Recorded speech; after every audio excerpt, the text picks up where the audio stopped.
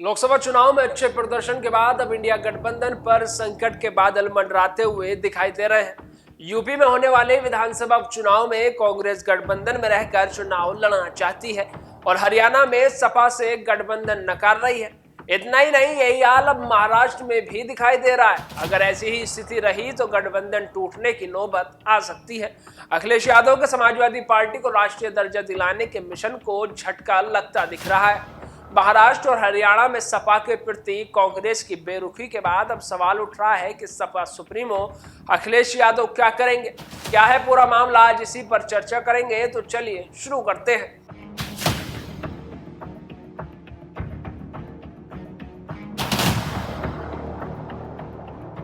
नमस्कार, मेरा नाम है नावेद माजिद और आप देख रहे हैं द लीडर हिंदी। दरअसल लोकसभा चुनाव 2024 में समाजवादी पार्टी ने ऐतिहासिक प्रदर्शन करते हुए यूपी की 37 सीटों पर जीत दर्ज की है। पार्टी को 3 सीटों पर काफी करीबी मुकाबले में हार मिली।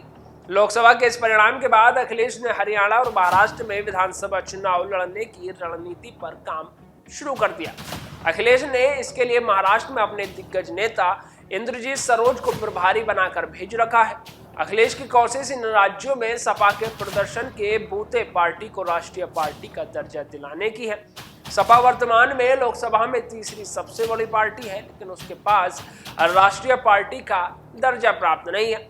इसे हासिल करने के लिए सपा को आने वाले वक्त में 4 राज्यों के विधानसभा चुनाव में कम से कम 6% वोट हासिल करना ही होगा।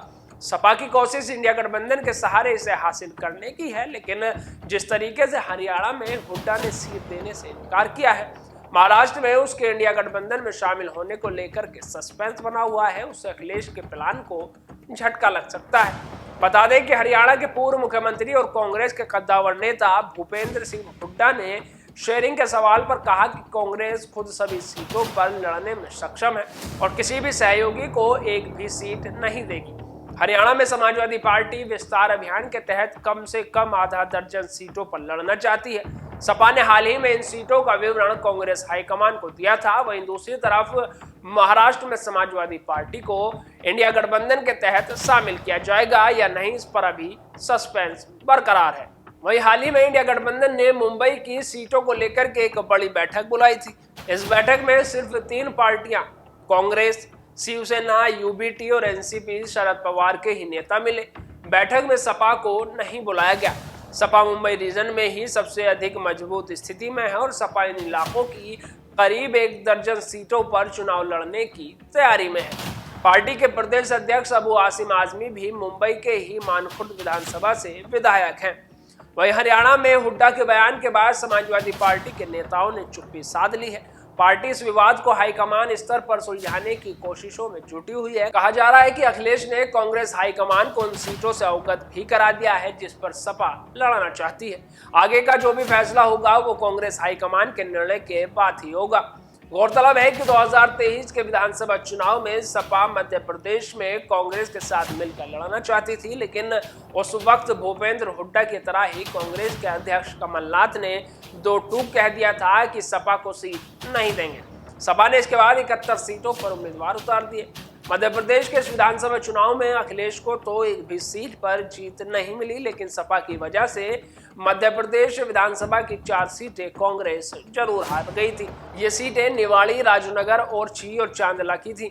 बहरहाल उत्तर प्रदेश में विधानसभा की 10 सीटों पर उपचुनाव प्रस्तावित है। कांग्रेस इन 10 में से कम 3 सीटों पर लड़ना चाहती है। कांग्रेस गाजियाबाद, सदर, खैर और फूलपुर सीट पर चुनाव लड़ना चाहती है। हालांकि कहा जा रहा है कि अगर सपा को महाराष्ट्र और हरियाणा में सीटें नहीं मिलती तो इस बात की संभावनाएं कम ही हैं कि सपा कांग्रेस को उपचुनाव में एक भी सीट देगी। खैर आगे क्या होगा ये तो भविष्य की गर्त में है। फिलहाल के लिए इतना ही। आपको ये वीडियो कैसी लगी कमेंट बॉक्स में जरूर बताइएगा और हमारे चैनल को लाइक, शेयर और सब्सक्राइब जरूर करिएगा। धन्यवाद।